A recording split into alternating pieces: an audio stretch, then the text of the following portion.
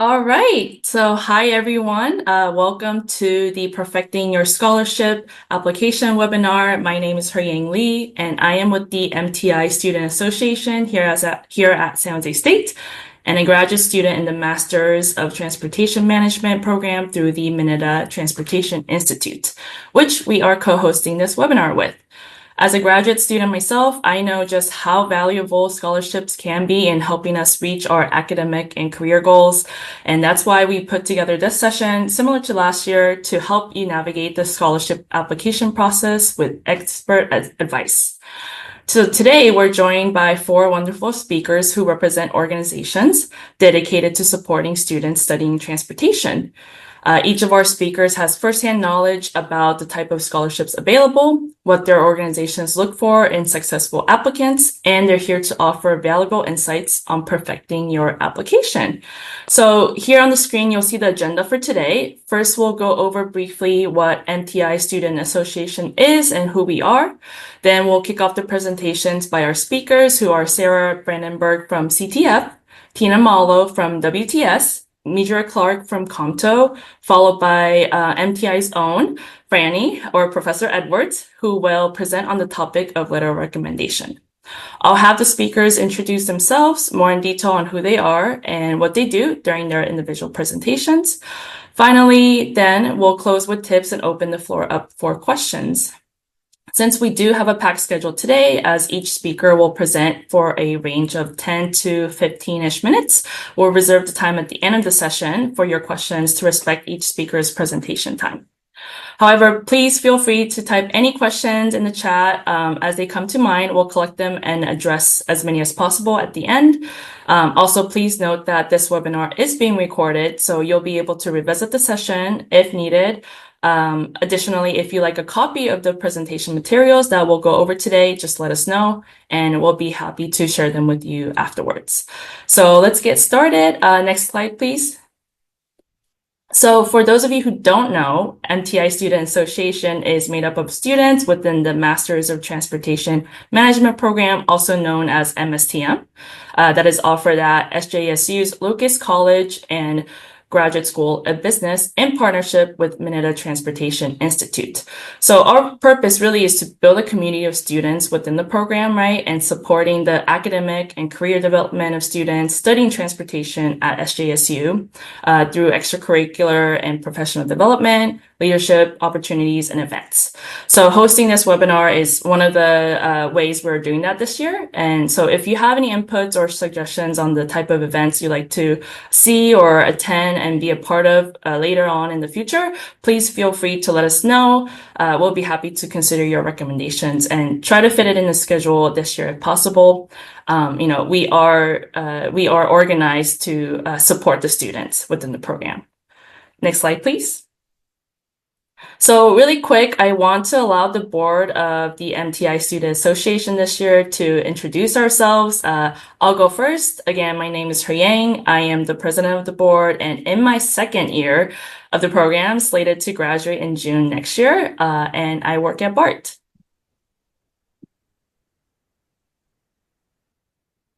Hello, everyone. I am Anjali Ade. I am a first-year graduate student in the program of Transportation Management, and I have been in transportation for 15 years, and I currently serve as a senior transportation planner at Caltrans. Diamond? Hello, everyone. My name is Diamond. I am a first-year student here at Mineta. I am planning. I have no experience in transportation. I'm planning to start an internship this upcoming spring with VTA as a service planning intern. I also have received 2 previous transportation-related scholarships, so I'll be talking a little bit about that. And that's me. I'm this year's treasurer for the MTI Student Association. Thanks, Diamond. And then we also have Gabby Safranek as our secretary of the board. She unfortunately could not make it today, but she is, I believe, an employee at Caltrans and also slated to graduate later this year in 2025.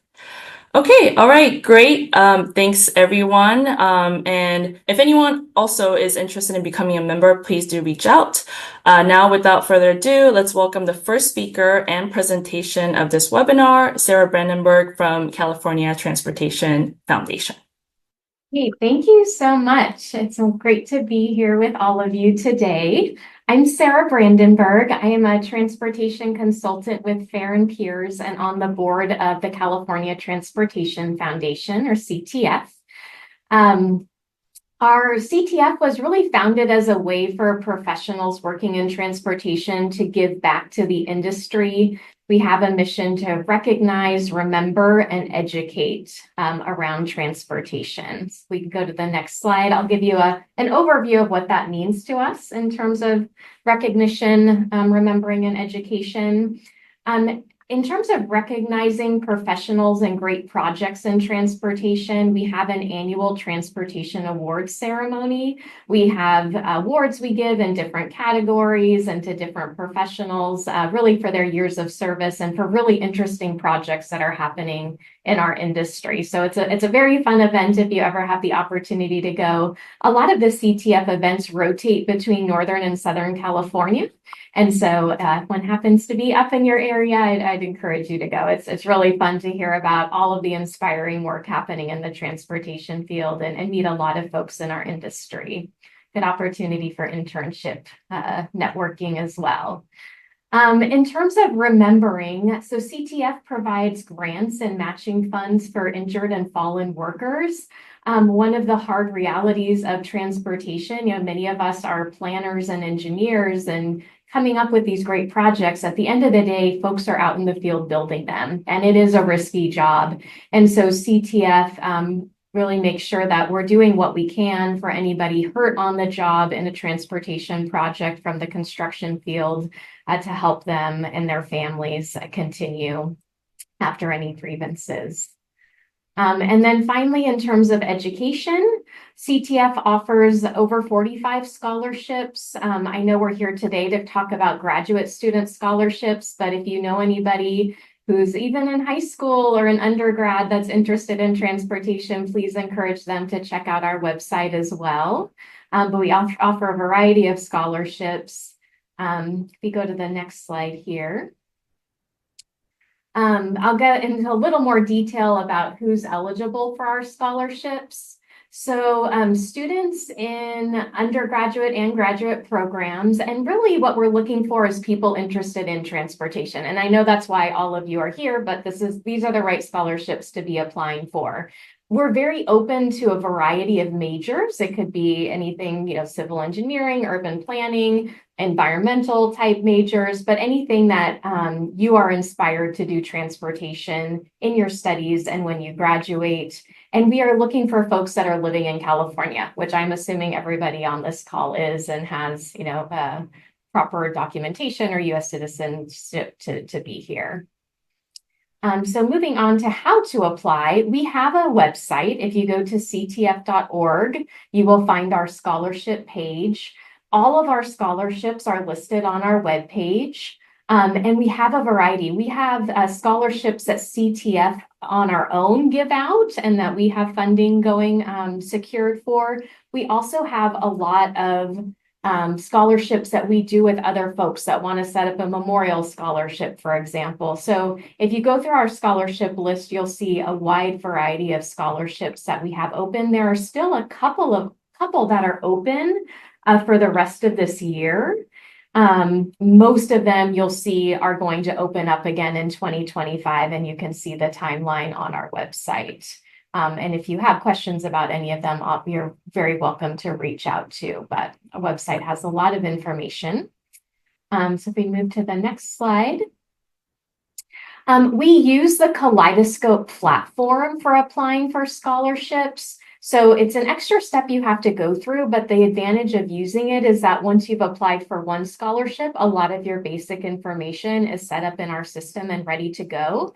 And Kaleidoscope also gives you a full overview of all of the scholarships coming up and deadlines that are approaching. It's a little more user-friendly, actually, than even the website once you get to that point of being registered in the system. And again, you can start your application here, save and return it, and finish it at a later time. We invested in this program a couple of years ago, really to help students apply as efficiently as possible, and then help all of our reviewers of the scholarships review them efficiently as well. So some tips when you're applying for scholarships, we do ask for an essay and for a personal statement. Both we're really looking for, why are you passionate about transportation, right? We're folks that kind of live and breathe this industry, care about it deeply. So we're curious, how did you find transportation, right? How have you discovered that this is really your passion to pursue studies and a career in transportation? Be creative, and confident in sharing your review. Don't feel like anything is too little to mention in terms of awards or activities. The review panel, we have a diversity of people that serve on our review panels, and you never know when that little nugget of maybe an award you won your freshman year, or something you volunteered for, or a leadership role you've played in one of the transportation organizations may really resonate with somebody on that review panel. And so just really, sharing your story, showing up, as your authentic, transportation, passionate self is really what we're looking for. And just, we usually give recommendations on how many words to include in the essay and personal statement.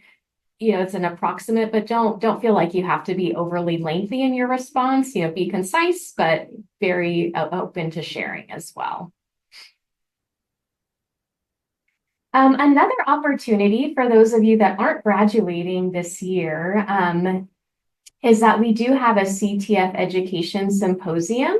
We usually target this for undergraduates. Sometimes we do have graduate students attend, but this may be more of interest for undergrads that you might be able to pass this on to. But every fall we meet where students get paired up with a professional working in transportation as their mentor for 2 days. We work on a group project together, and it's a really fun opportunity to get involved in CTF and learn more about the transportation industry. We just had our latest event last week in Fresno, and it was awesome. It's one of my favorite events to attend every year. The next slide. So yes, thank you so much for being here. Thank you for your interest in CTF scholarships. We do have, again, a number of scholarships and always looking for great applicants. Our information is here, and you're always welcome to reach out to me directly as well. Thank you so much for your time today.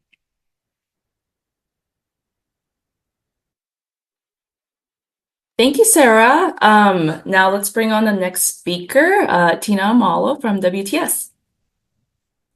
Hi, my name is Tina Mallow, and I work for REY Engineers. I am the current scholarship committee chair for our Women's Transportation Seminar board, and I have been in the industry for almost 30 years. Pains me to say that a little bit because I'm probably worked longer than some of you have been alive. But we do have a variety of applications. We do have one application that is still open on December 6th. That's our Strategic Partnership Scholarship, and that is at the national level. Unfortunately, our local scholarships just closed last Friday. Next slide, please. So our organization is dedicated to promoting women in transportation. Having worked in the industry for quite some time, I have seen, when I was first working in this industry, I was definitely the only female in the office for many years, and now I'm happy to say that we have 2 owners at our company that are women, and 12 engineers that are women, and a couple of land surveyors that are women. So our efforts to promote women in transportation are definitely working. We offer scholarships for women studying transportation and transportation related fields at all educational levels. Our applications are generally submitted through your local WTS chapter, and so you can do a search on WTS International. I've included the link on this slide to find your local chapter. The Sacramento chapter does not necessarily verify the school or the address, but we do encourage you to apply in the region and where you live, work, or go to school. All chapters have some variation in requirements and the scholarships available. So be sure if you find your local chapter and download their application, be sure to read all of the requirements because they do vary by chapter. Next slide, please. So the useful tips for our organization is to read through the requirements completely. They are all different, and some of them allow men and boys as well as women and girls to apply. Some do not. Always request your transcripts early if you need official transcripts because they do take time. Request your letters of recommendation very early because people need time to develop those and get them back to you. Don't be afraid to call or email the contact with questions. We love hearing from you. We love answering your questions. WTS spends hours and hours and hours volunteering our time to earn the funds or to give out these scholarships. So when it's finally scholarship time, we get really excited about giving students, helping them with their education. So don't be afraid to email, don't be afraid to call, and then most importantly, get your application in on time. So I would encourage you to look at the selection criteria, which are sometimes listed on how your scholarship application is going to be graded. So we give currently, this is one example selection criteria. They all have a little bit different because we offer multiple different scholarships. But career goals in this example is 10%, curriculum and grades is 15%, commitment to transportation is 20%, your writing skills 25%, and your recommendations are 10%. So you can see that if you skip any of these, that it can heavily affect the score and eliminate you from the competition. Next slide, please. So some of the comments that we collect, because every application is read by our review committee from cover to cover, and we do take notes on them. And some of the things that we've seen that really helped people's application advance is noting your college level leadership in extracurricular programs, pursuing a transportation degree, having leadership experience and describing that in your personal statement.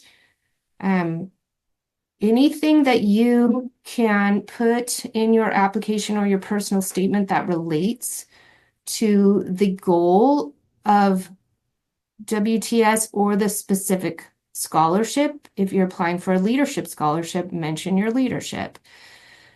Things that will not help you if you're not considering a major in transportation or a transportation related field and you state that, you're probably going to be eliminated. Not completing your application, if you're missing responses or missing pieces like transcripts, that will eliminate you. If you do not follow the instructions, such as going over the word count, or if you copy and paste, I know we're all very busy this time of year with scholarship applications and we want to recycle the content to be as efficient as possible, but make sure that you read your application thoroughly so that you don't leave recycled content in your application and makes you look a little sloppy and is definitely a no. Next slide, please. So frequently asked questions. As a scholarship chair, I get the questions and the phone calls from people. And yes, for WTS, you can apply for more than one scholarship. This is not allowed at every chapter, but in our chapter it is. So check, because a lot of your content that you've worked so hard to collect and write can be reused for the next scholarship, and there isn't a lot more work to do. So definitely apply for more than one. It definitely increases your odds of winning. Yes, fill out a separate application for each scholarship. We will only consider your scholarship if it is on that very specific scholarship application. You can use the same recommendation letters over and over again. We don't expect you to get separate recommendation letters for each scholarship or even between different agency scholarships. But yes, it makes things much easier if you on the reviewers if you submit one complete package, including your transcripts and letters in one PDF, so they can't get lost or scrambled or otherwise be. When I think we just on Friday opened up our email for the applications and we got over 60 applications. So you can imagine if we're downloading and reviewing over 60 applications, that it's very easy for pieces to get lost if you don't include it in one packet. Also, I would encourage you if depending, I know for WTS scholarships, we don't have a page limit. We want to make sure that you've included everything, but anything in addition that you think would make your application stand out above the others. Some people put a cover sheet, some people have included photographs. Definitely include that. It cannot hurt you. And once reviewers see it, they can't unsee it. So I encourage you to kind of brainstorm for those differentiators for yourself that might show that you put a little extra effort and interest into this application. Next slide, please. Right now, our strategic partnership scholarships are open. Those are at the national level. They're available to students pursuing careers in transportation, both at the undergraduate and graduate program level. And those applications are due December 16th. And you can go to our WTS national website to get that application information. Next slide, please. And I guess we're not doing questions and comments yet, so we'll hold that slide until later. Thank you, Tina. I definitely have questions following up your presentation, but let's first welcome the next speaker, Midra Clark from COMTO. Hello, my name is Midra Clark, and I am the second vice president and scholarship chair of COMTO NorCal. I'm also a program manager for diversity at HMTB. You can skip to the next two slides. Next slide. Okay. So COMTO stands for the Conference of Minority Transportation Officials, and it was founded in 1971 on the campus of Howard University. And the purpose of COMTO is to help advance minorities in the transportation industry. And that is through engaging small businesses and increasing small business participation on projects, providing professional development opportunities for industry professionals, and also engaging students in internships and providing them with scholarship opportunities. Next slide. COMTO members receive tons of benefits through joining the organization, and we encourage you to join COMTO NorCal. You'll be able to get access to lots of industry professionals for networking opportunities, discounts to different COMTO events, including the national conference, and direct communication from us to notify you about the scholarship opportunities and internships. Next slide. And so just so you know, student memberships are now free across the nation. So I'll give you a few seconds to scan that QR code so that you can become a member today. All right, next slide. Unfortunately, our scholarship application for this year has closed, and we've selected our participants. But just in general, I'll let you know that our scholarship process begins in mid-September when we publish the application, and we will select the winners at the beginning of November. And the scholarships are awarded the first Friday of December at our annual gala, and this year it's on December 6th. But a recap from last year, in 2023, we gave $30,000 in scholarships, including 2 Norman Mineta Awards for $2,000, and those were to graduate students. Last year was also the first time we awarded awards to graduate students. So every year we intend to increase the number or the amount of awards we give as we grow as a chapter. So hopefully in the future, we'll have even more scholarships available for graduate students. Next slide. Since we have already selected our awardees, I want to go over some eligibility criteria and our scholarship criteria so that you can be prepared for next year when you apply. And the first thing I just want to say is when you get the application, make sure you review all the elements of the application and don't be afraid to ask questions as early as possible. This year, when someone reviewed the application, they asked, well, what is NorCal? Does Merced count as NorCal? Because we our students who are eligible have to live in Northern California or attend a university in Northern California. So he asked us if Merced was included, and we said, yes, it is. But when those questions come up, you definitely don't want to wait until the last minute because you might spend all this time preparing an application and then be disqualified if you don't meet the criteria. Other criteria include having a demonstrated intent to pursue a career in transportation, demonstrated financial need, a minimum GPA of 2.5, and also you should be entering at least your sophomore year in college. So we don't accept high school students who are just graduating or freshmen in college. And also we'd like you to demonstrate your commitment to advancing disadvantaged communities of color. Next slide. As far as the application elements, again, make sure you review the entire application. And when you have completed your application, make sure you review that as well. This year, we did have a little bit of a snag in the application form. And some students actually did notice and contact us and let us know what information they wanted in the specific fields in the form that they weren't unable to fill out. But other students, maybe they didn't go back and review their application, and so they didn't get points for not answering the questions that where the field wasn't filled in. So again, make sure you review everything beforehand to ask questions, and then afterwards, so you can catch any errors in forms or any mistakes that may have been made on our end. We have 2 essays that we like you to include. One is a letter of motivation essay and a statement of financial need.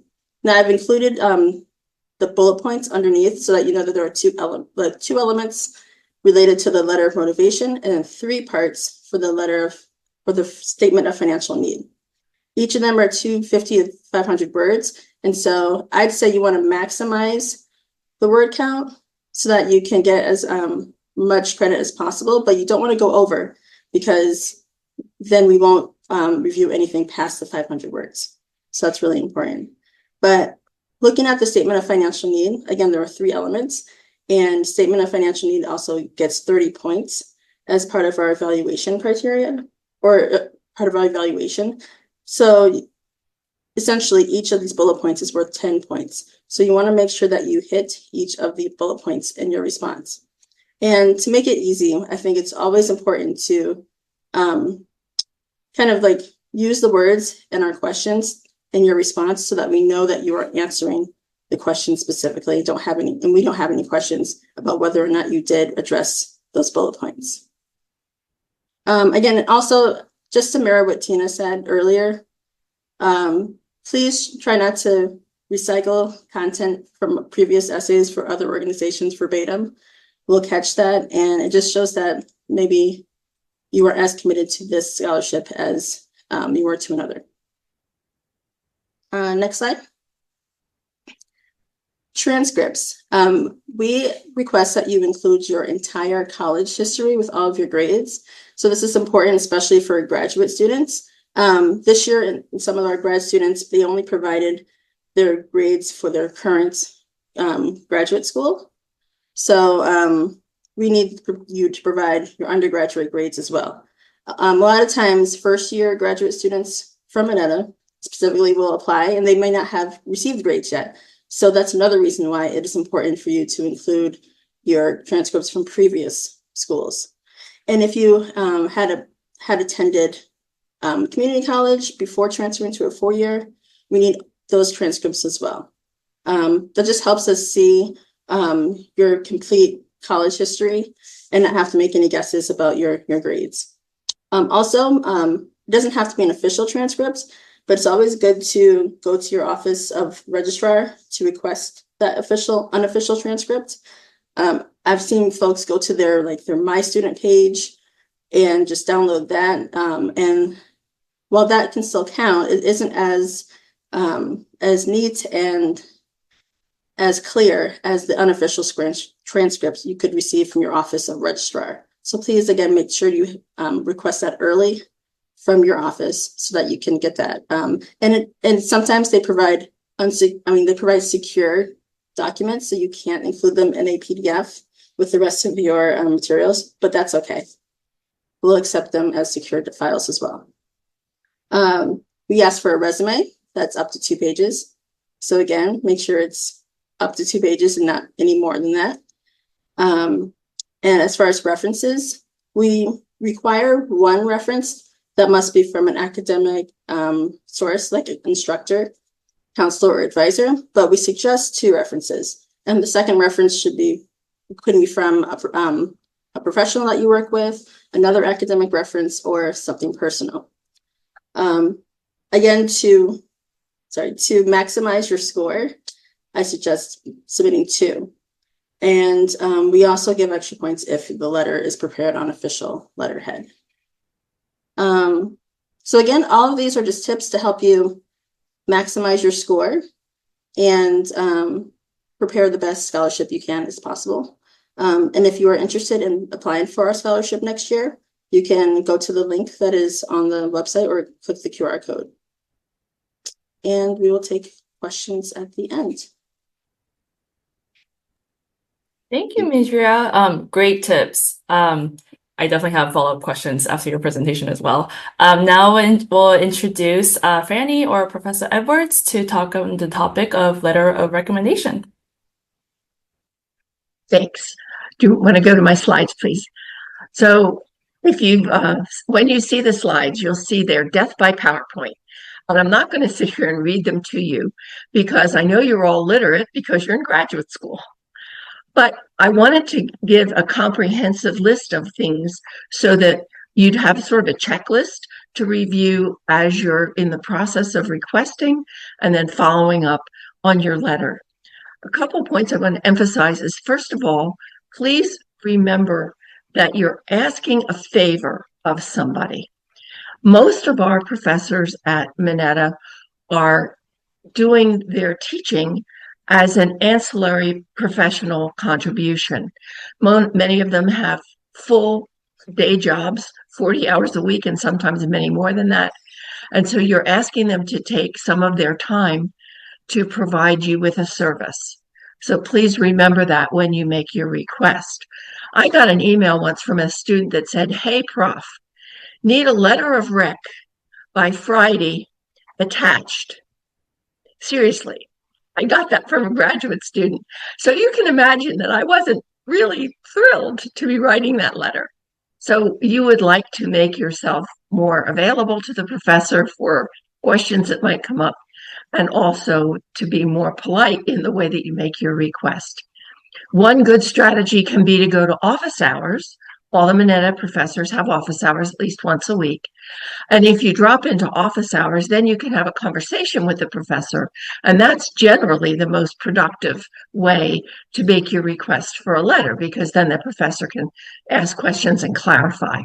On the other hand, if their office hours times don't match with what your professional demands require, a polite email is also an excellent idea. You could make a text message if you wanted to set up an appointment to talk, but I wouldn't use just a text message for asking for the letter, because a little more detail is definitely needed.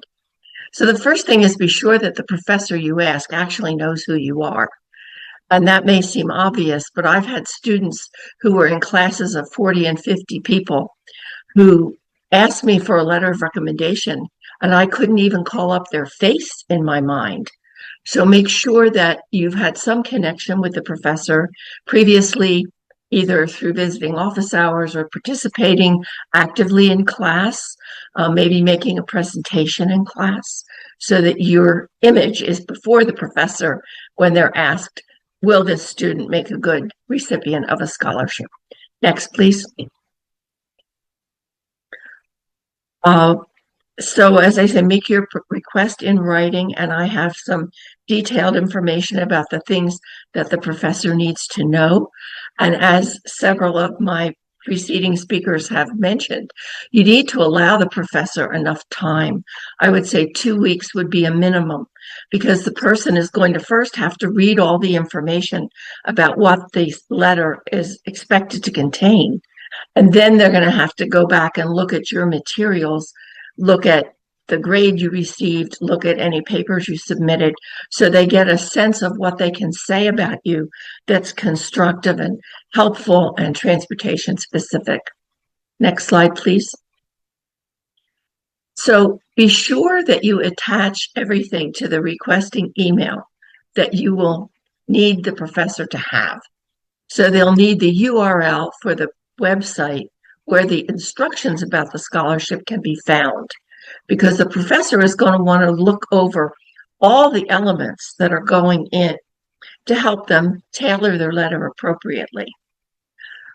You also need to be sure you provide the name and address where the letter will be sent, and whether it has to go by US mail, or whether emails are accepted, or whether there's a website where the material has to be posted. And also try to find out from the scholarship company or organization whether the professor can send the letter as a PDF, or whether it has to have a wet signature and then be scanned. And then be sure that you introduce yourself adequately to the professor in writing, even if you've had the conversation during office hours. Mention the course you took, the semester that you took it, and provide a resume focused on things the professor needs to know for the letter. Like you're already working full-time in a company, or you have aspirations to work full-time in transportation. Anything that would make you memorable to the professor.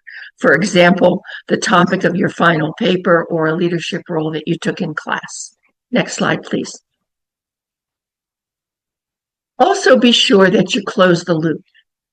So 2 or 3 days before the letters are due, I would contact the organization if the professor is sending the letter in independently, to make sure that the organization has received it. Now, in some cases, the professor is going to send the letter back to you, and you're going to include it in a packet, and then you don't need to worry. But if you are having the professor send the letter independently, it's a good idea to check in and make sure it's been received. And if there's any question, you could send a very polite email saying, "Thank you for agreeing to write a letter for me. Please let me know if I can provide you any additional information. The letter is due Friday," for example. Today's Wednesday. That would give the person a couple days if they were still working on it or had gotten sidetracked because they had papers to grade or things like that. Once you know the letter's been received, it's nice to send a thank you to the professor and just say, "Thank you for sending the letter. I confirm that it's been received by the organization. I really appreciate your support." Because remember, you may want this professor to write letters for you again. So if they cheerfully remember you as a polite, kind, cooperative student, you're likely to get a much nicer letter than if they remember you as the, "Hey, professor, I need a letter of rec" student, which maybe makes them question your professionalism and your maturity and your readiness to be part of the transportation community. Next slide. So I, like the others, will defer to the question time, but there's my email. You're welcome to get in touch with me if you have any questions about these letters. I'm a professor in the MSTM program at Mineta. I teach the elective in emergency management, and for 17 years I was the director of the Master of Public Administration program at San Jose State. So I've written hundreds of letters of recommendation, and it's always been my pleasure, and I'm sure it will be your professor's pleasure to support you as well. Thank you.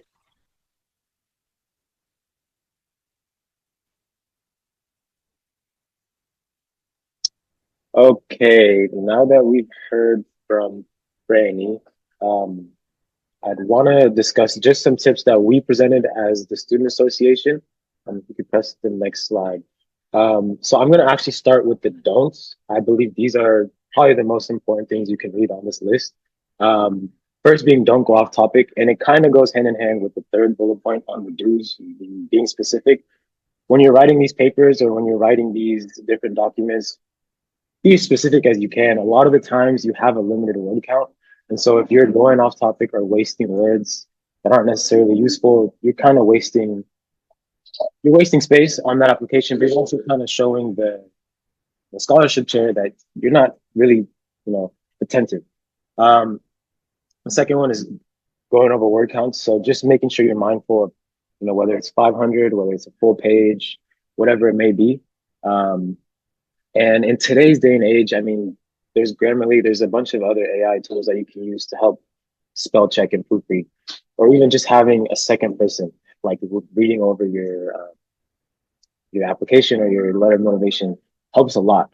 A lot of the times you spend gruesome hours crafting these letters, and you will let things slip through the cracks because you're used to looking at it, for 2 hours or however long you're looking for. And two of my favorite points from the do's is going to be specific in your essays. And on a little bit deeper level, I really wanted to go more into understanding that sometimes, like Nidria had mentioned, the COMTO requires a letter of motivation and a statement of financial need. So these are two different documents that you're going to produce, explaining your need in two different reasons, right? So being specific in each one, and there may be some overlap between the two, but understanding what you're writing for and why you're writing it. You can go to the next slide.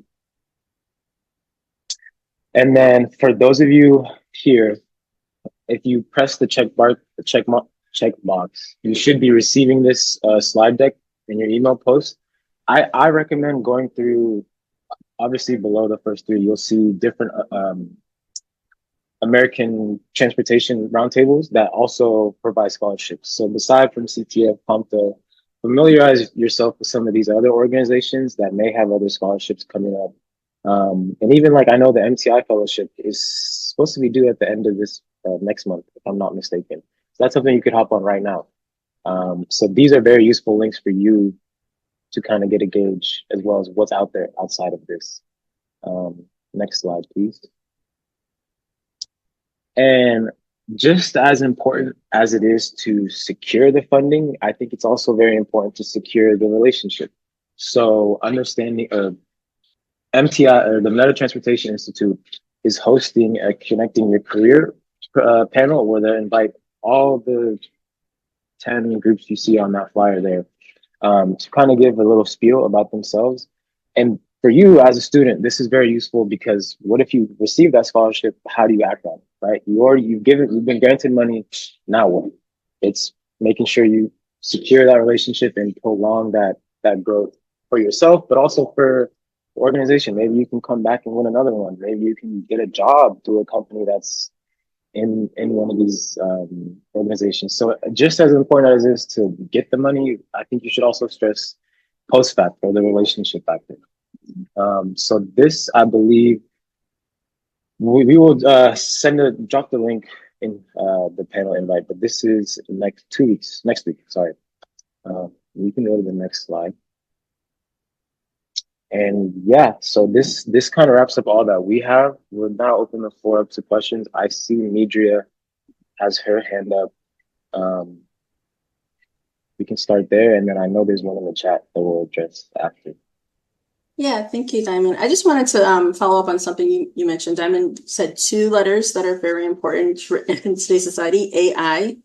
And I like that you mentioned that you can use AI to check your essays and for grammar and other mistakes. But please try not to use AI to actually develop your essay. Yeah. Because that's something that we actually talked about as our evaluation committee.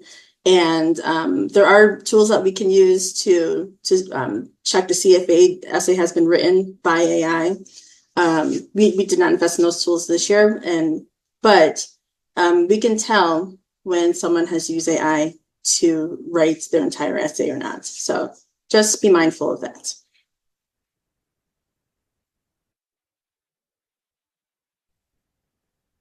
Thank you so much, Midra, for providing that context, and Diamond for providing us helpful do's and don'ts as a two-time scholarship recipient. And so I'm going to address a question that came up in the chats as part of starting our Q&A session. So from Matt asks, for the WT scholarship selection criteria, are there any categories from example selection criteria that applicants tend to do well on, any that often lack completeness? Perhaps that's a great question for Tina to start, and maybe others can provide additional context if needed. I would say that most of the categories are just completeness. Like if we require a letter, then you need to have a letter. If we require transcripts, you need to have transcripts. But often on the statements, I have seen multiple people who apply for our scholarship that are not, either they forgot to mention their commitment to a transportation career, or they really aren't pursuing a career in transportation, and that will immediately drop your application to the bottom.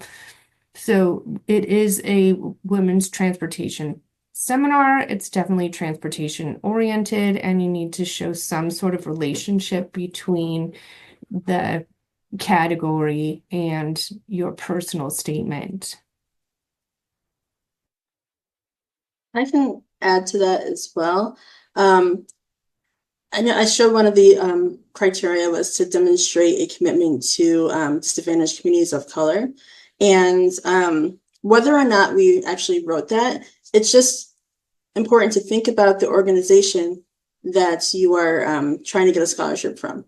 So for WTS, because it's a organization dedicated to advancing women in transportation, you'd maybe want to focus your essay on women or an issue related to women in transportation that you'd like to solve. For COMTO, you'd want to focus on communities of color. So again, just think about who your audience is, who's going to be on the evaluation criteria, and the mission and goals of the organization. And that should help guide you in how you write your essays.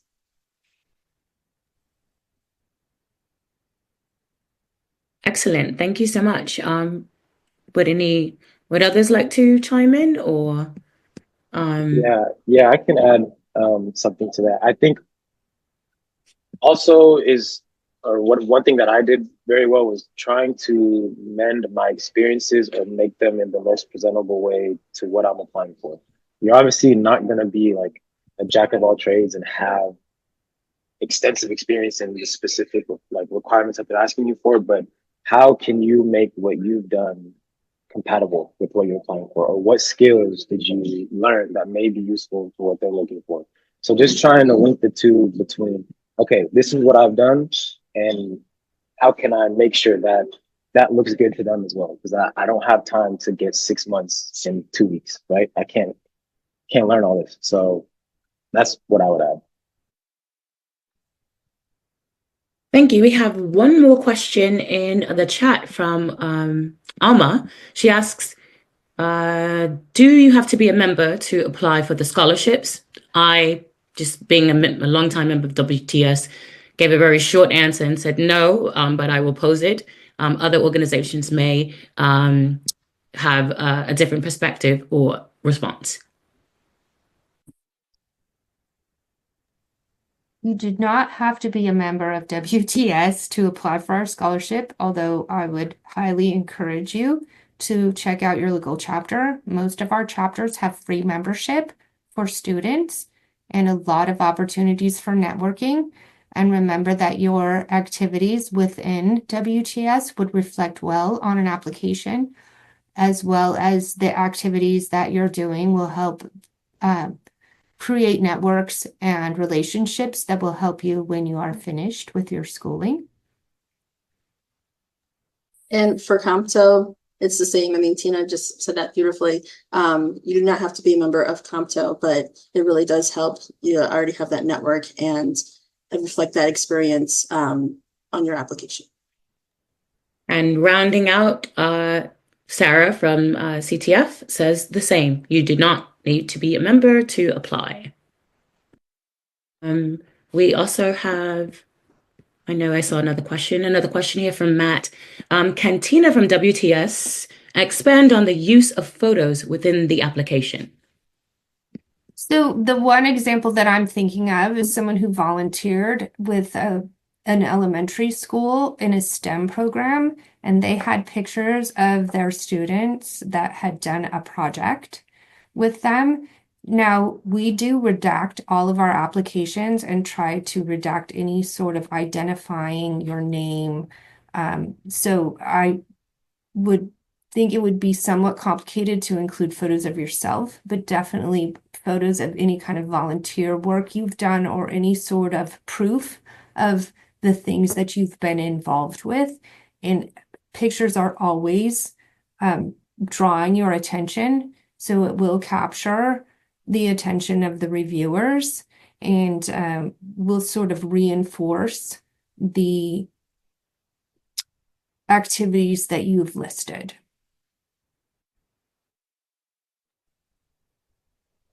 Thank you, Tina. Great question, Matt.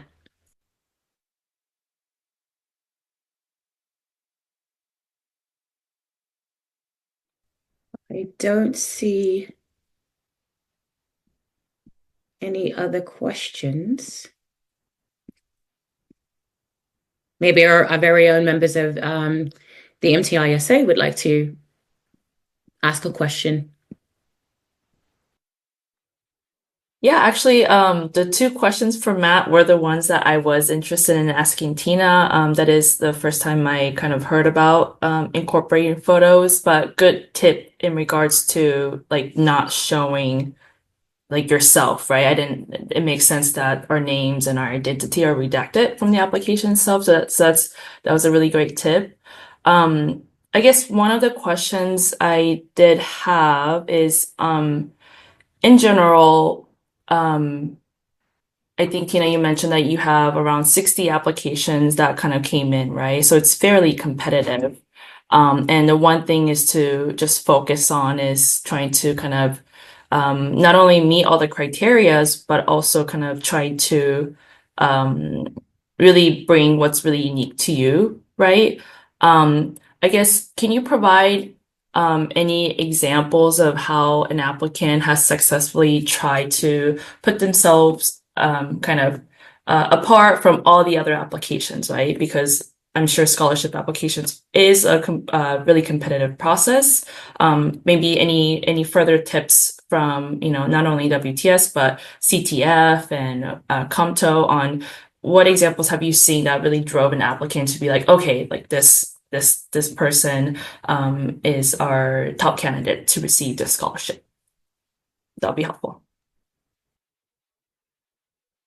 One of the most simplest things that you can do is to make your application be clear and concise. And by that, I mean, if you handwrite your application, take a photo of it, collate those photos together and upload them, you're meeting the selection criteria, but it is not nearly as easy to read as if you went through the extra steps of making it polished and more professional looking. It's pretty inexpensive if you don't have access to a printer or a scanner to go to, a FedEx Kinko's or something like that to really polish your application. That's just a very basic thing that even if your content is excellent, if it looks sloppy or it's illegible or it's hard to read, will make it difficult for a reviewer. So I highly encourage you to pay attention to the presentation of what you're putting together. And then again, and it was already mentioned here a couple of times, we offer 7 different scholarships, and each of those scholarships has a different emphasis. Say it's leadership. And in your personal statement, you definitely want to say your leadership activities, and so that it relates to the purpose of that particular scholarship. And that will surprisingly set you apart.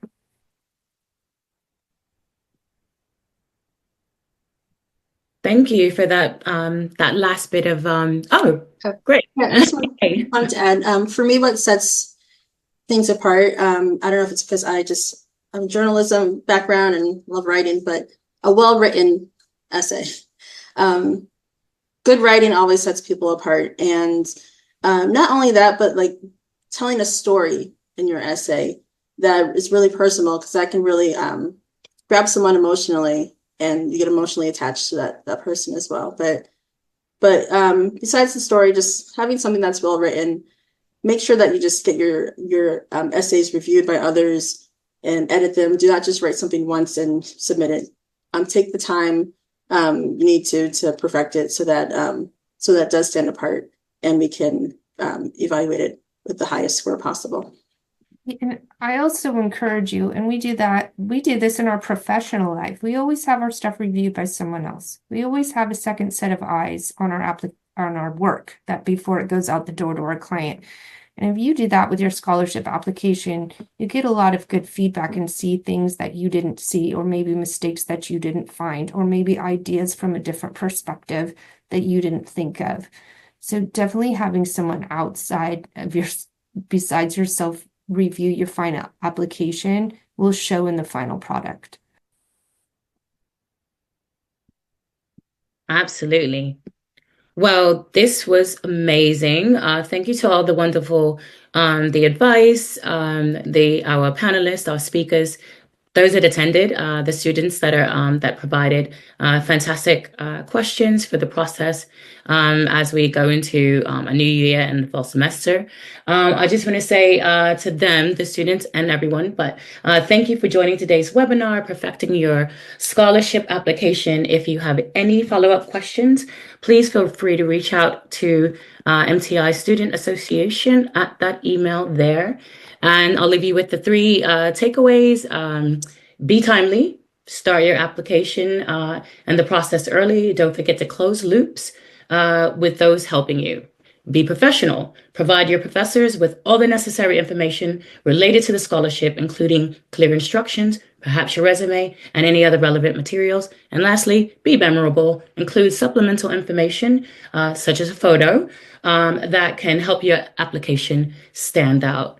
And with that, we'll give you back 2 whole minutes of your day. Thank you so much for joining us.